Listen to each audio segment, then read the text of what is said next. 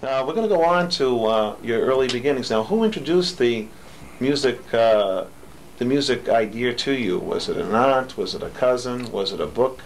No. How did you become involved with music? Actually, when we were speaking the other day on the phone, I was just thinking about it.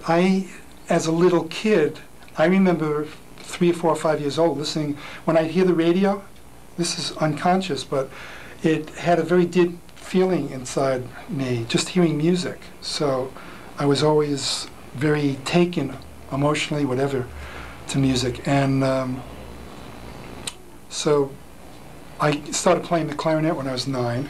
I made a special music class. In the 4th grade, they test you. They play one note on the piano, they play another note, and they say, is this higher or lower?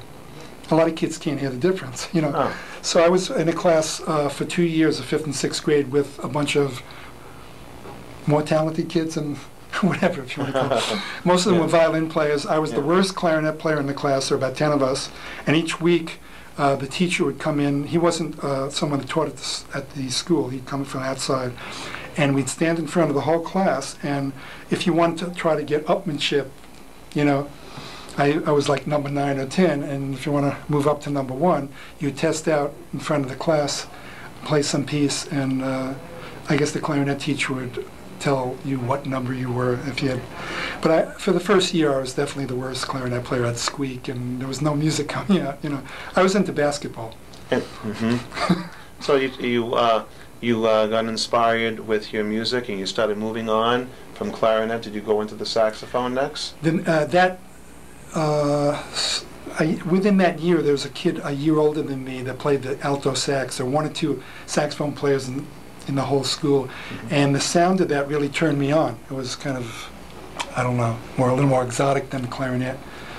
And then I started playing the alto the next a year or so later, and the tenor sax when I was about 14.